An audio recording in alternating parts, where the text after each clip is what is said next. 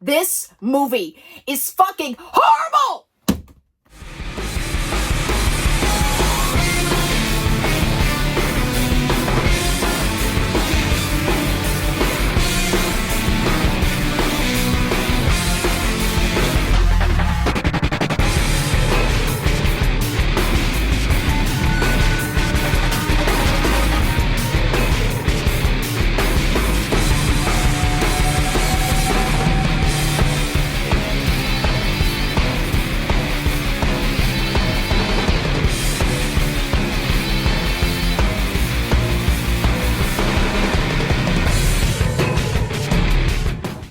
What's going on? Welcome back to Adeline's Horror World. My name is Adeline, but of course, you guys already know that.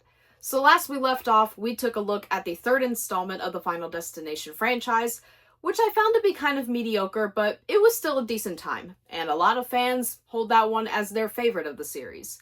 Not my favorite, but I completely understand why. And today, we're going to be taking a look at... Oh dear God. So Final Destination 4...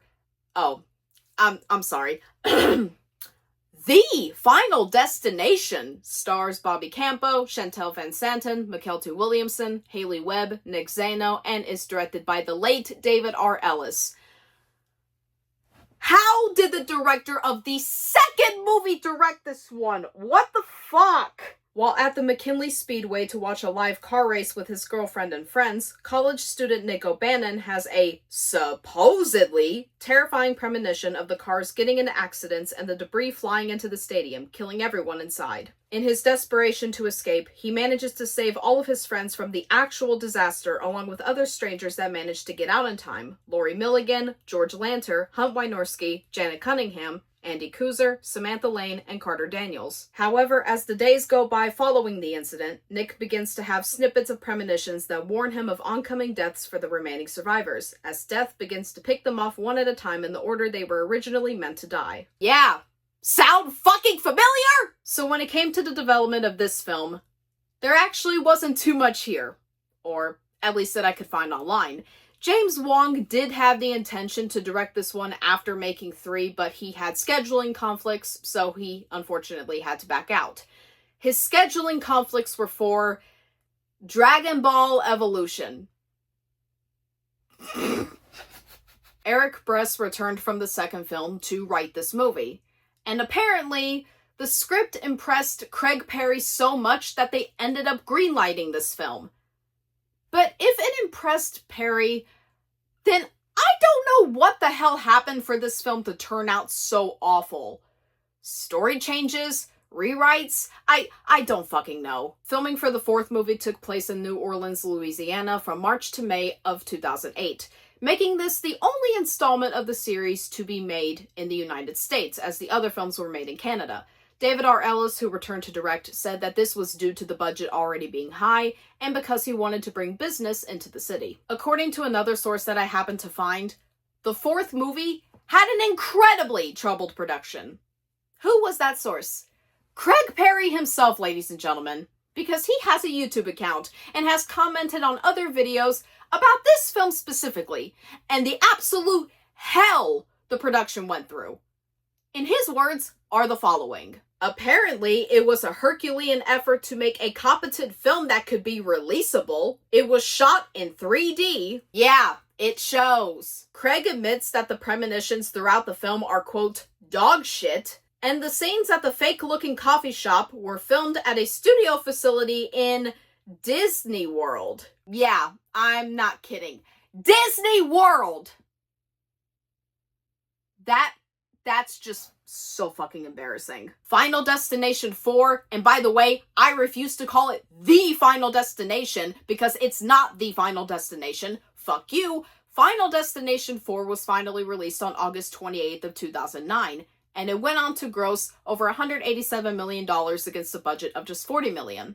However, the critics were not fans at all, with some saying that the film's plot was as developed as a text message, the 3D was way too gimmicky, and the acting left a lot to be desired. Correct, and correct! Rotten Tomatoes currently has Final Destination 4 at 28%, the lowest rating of the entire franchise, and the critics' consensus goes as follows. With little of the ingenuity of previous installments, The Final Destination is predictable, disposable horror fare. For once, I actually agree with a negative rating for this series.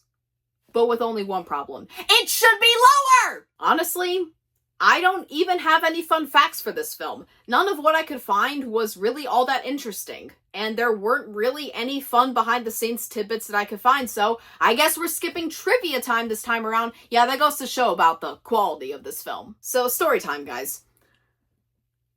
When I got around to my rewatch of this film, it had been about 10 years since I last watched it. This is the installment that I have seen the least amount of times. As of now, I've only seen it twice. Even as a kid, I could acknowledge that this really wasn't a good movie, and that it failed to live up to the quality that the first three films, for the most part, greatly maintained. Even as mediocre as the third movie is, it at least had its moments and had great performances, right? But with this rewatch, I think I might have discovered my least favorite horror movie in all of the fucking genre. There are 3 movies that have a very tight competition as being my least favorite horror movie. This film, the remake of Prom Night, and Rings from 2017. I despise all 3 films with a burning passion, but I will give the latter 2 films this. At least the remake of Prom Night had a decent lead performance by Brittany Snow. I didn't particularly like her character very much, but at least she gave a fine performance. That made her somewhat enjoyable to watch. And at least Rings was a competently made movie with decent cinematography and a few fun performances, in my opinion, really. Final Destination 4 has nothing. It has nothing that can make this movie even tolerable to watch. There are maybe only two things that can make this inexcusable pile of shit somewhat watchable. So let me get those out of the way before I punch the fucking camera. So first, the main theme song that Brian Tyler composed for this film is pretty badass. I can't lie about that. I see a lot of fans preferring this theme over anything that Shirley Walker composed to the first 3 movies. And while I personally prefer what Walker did, I can't really blame them all that much. Brian Tyler went on to be a composer that I find incredibly underrated, and I prefer his work in Scream 5 and 6 over anything that Marco Beltrami composed. I know, controversial opinion, much to my surprise. But this theme is really fun to listen to whenever I have time to listen to it, which, to my shock, is actually every once in a while, because it's honestly just a blast to listen to, and it honestly gets you hyped up. Like, oh my god, this is going to be a great movie, right? Then you get the rest of the film. And finally, Carter's death is the only good kill in the entire movie. Now, I would bring up Laurie's death in the movie theater premonition also being great, but unfortunately, that's just a premonition death. It's not a real death, so it doesn't count. Though I will admit, that scene made me mortified of escalators. Even though I have a morbid curiosity every time I see escalators, so I can't help but get on one. But anyway, thank you, David R. Ellis, for ruining those for me. But Carter's death is one of the most satisfying deaths of the entire series. Mainly because I always love seeing a racist piece of shit get killed in movies. I can't help it. I can't help but get a massive grin on my face every time I see one of these assholes get killed. It's darkly comedic. The fire stunt is actually awesome. Probably because it was practical and not CGI. And the fact that the song, Why Can't We Be Friends, is playing as he's getting dragged down the street makes it even funnier with how stupidly ironic it is, because he just so happens to be getting dragged down the street on fire right in front of George's house. You know, the black man that he's been antagonizing. Yeah, get fucked, Carter.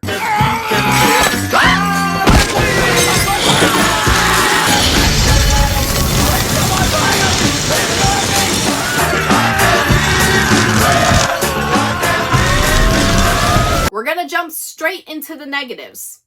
Yep, it's all downhill from here, everyone. You've read the title. You know what's coming. I'm entering epic rant territory. And if you don't like me yelling, then just skip the rest of this video and be gone. I'm just kidding. Feel free to stick around if you want to. So first, you can tell that the final version of this film is completely different than what we were originally supposed to have. From what I've heard, there was a completely different script written before it was rewritten and changed the fuck out of nowhere before filming began, to the point that it nearly went direct to video. How do you get to this point? I don't understand. And unfortunately, it shows. It shows so badly in the final version. This film reeks of a rushed production, rewrites, and reshoots. Sounds like a particular film from recently that did the exact same thing. No, can't put my finger on it. Can't put it on it at all. Next, speaking of rewrites, the story of this film is pretty much non-existent.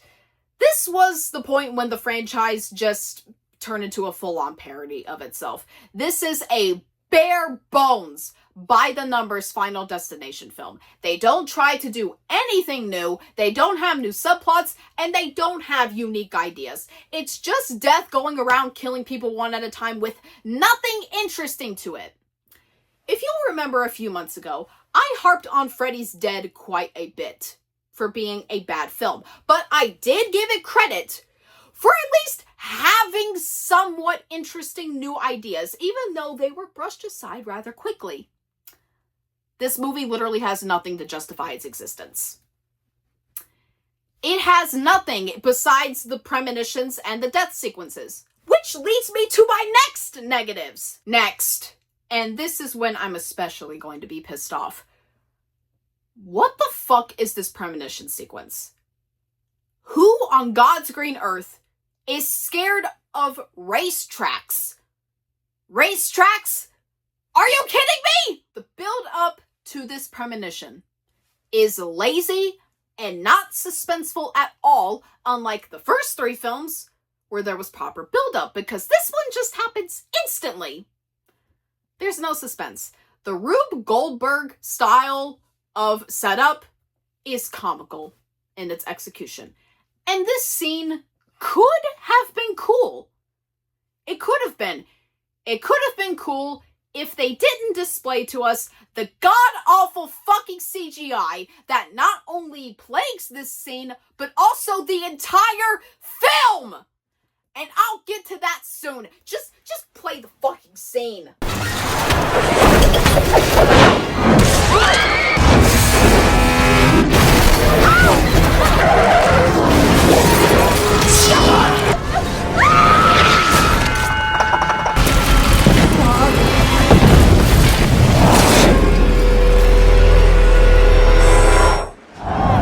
Next, every single death sequence besides Carter's are either just bland or downright awful, and it's for one reason: the CGI. And also because there's not really any suspense build up to these deaths, maybe with the exception of the salon scene. Why should I give a shit about these characters dying? There's no development to them whatsoever.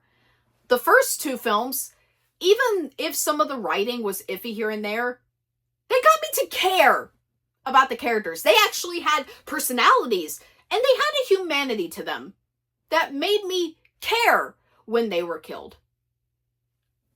Why should I give a rat's ass about these characters dying? The characters are so boring that I can barely remember half their names most of the time. And it just doesn't help when the payoffs to these deaths just look awful. Every death is lazy, predictable, bland, and just visually atrocious.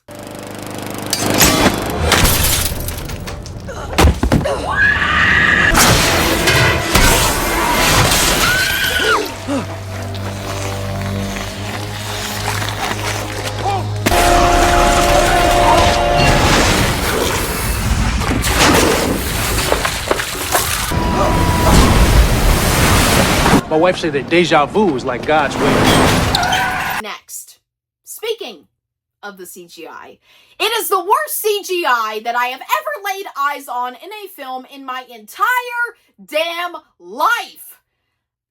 Let's see. The first two films had minimal CGI. It had some here and there, but it was minimal. And with 3, while the CG was overboard at times, at least James Wong tried his best to make it look passable.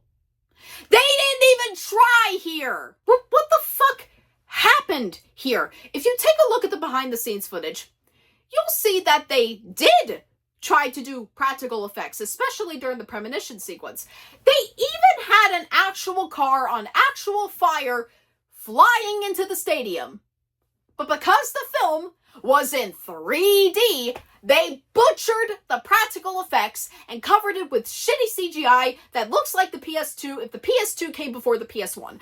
Don't even get me started on those stupid freaking looking nightmare/premonition bits that Nick has that takes up 25% of this goddamn movie. This film was made for $40 million. $40 million! The third one had a budget that was $15 million less. And even that looks better than this shit that's just been served to me on a platter. What were they thinking with this film? Oh my god. How did Ellis direct this one after 2? I need to know. It's one of the biggest mysteries in the world. How did he go from my favorite movie of the series to this pile of heaping shit? Please explain that to me, people. Next, let's just combine these 2 negatives into one negative, because it's more fun that way. The writing and the acting. Yeah, the effort for this script was pretty much next to none. The dialogue is either completely forgettable, or cringy in how it tries to be smart, or just embarrassingly awful. And the acting.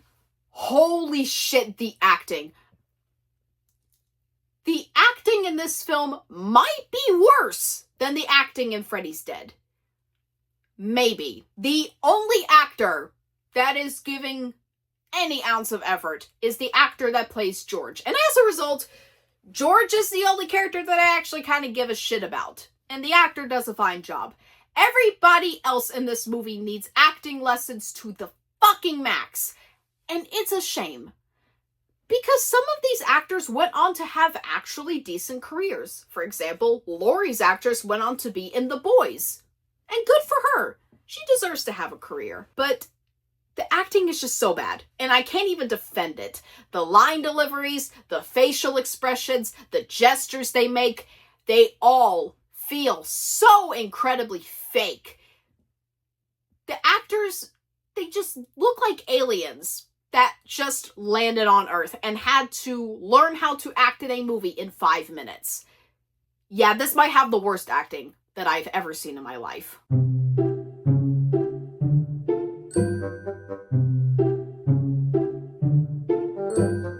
Cowboy in a hat. He sits here. Tampons. She gets tampons. She puts them in her kids' ears. Are you kidding? I am never gonna get that image out of my head. I wanted to thank you. You're a hero. Look, we're just glad you all are okay. Take care. Thank you. It was like a vision. What is happening to me? We just lost a really hot MILF. Dude, this is serious.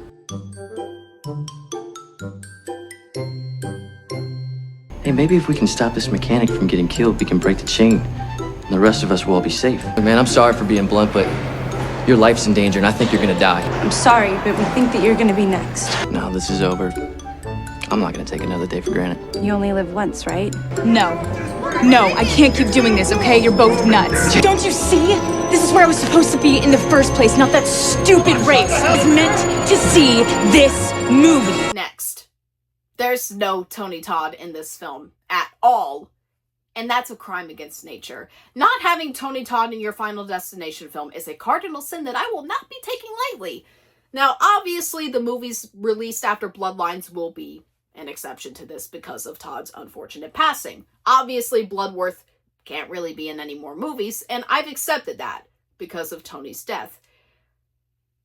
the same time, I can just imagine that Tony read the script for this film and just ran for the hills. And honestly, good for him! And finally, my favorite part, and this is the film where it is the most fucking egregious. The stupid character decisions that plague the film's runtime! And every character in this film is guilty as hell for this. It's to the point that if I were to show every instance of a character being stupid, I would probably get a copyright strike on this video for how much footage I would show. So I'm only gonna show some of them. Now, some of these don't lead up to deaths. They're just really stupid. But sure, kids, go ahead and throw those rocks at that lawnmower and easily cause your mother's death. I've been hit with a rock because of a lawnmower running over it. And let me tell you something, it hurts like a bitch.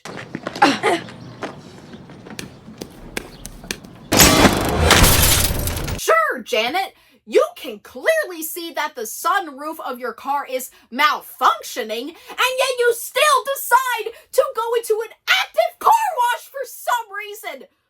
What's the logic behind that? Please, asking for a friend.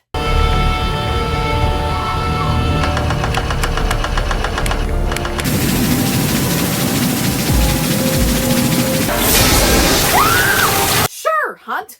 Go ahead and chase your stupid lucky coin into the pool so you can get your intestines sucked out by the drain like a fucking idiot!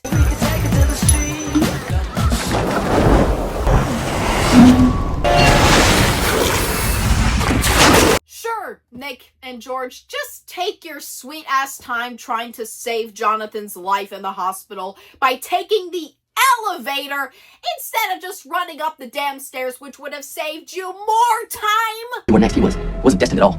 So if he dies, I'm next again.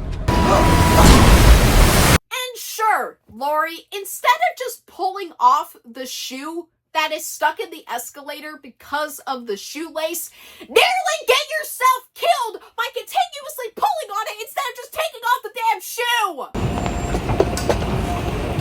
My shoelace is stuck. Oh, just help me get it. Damn time. It's twisting my ankle. Ow! Ow! So overall, guys, there's almost nothing kind that I can give to this film. I'm ashamed of even talking about it. It sucks that this was one of Ellis's last films before his unfortunate death in 2013. But you can just tell that his heart was not in this one like it was with 2. Besides the main theme and Carter's death, there is nothing in this film that makes it anywhere near good. The writing and the acting is so painful that it makes me die inside every time I see it. The kills are forgettable and stupid. The premonitions look awful and remind me of PS2 graphics, which is an insult to the PS2. The story is nothing. The characters are so forgettable that I barely remember their names half the time. The sets look so fake that they remind me of made-for-TV shit. There is nothing that can make this good. This is the worst movie of the entire franchise. It's one of the worst films I've ever seen. It can kiss my fucking ass, and I'm giving this inexcusable pile of shit a big fat F. This movie is fucking horrible! So what do you guys think about Final Destination 4? Do you like this movie? Do you hate this movie? Do you love this movie? God forbid. Or is it just in the middle for you? Let me know and we could discuss it in the comments below. Also, go ahead and let me know where this film falls in your ranking of the franchise. Please let me know if it's your least favorite too.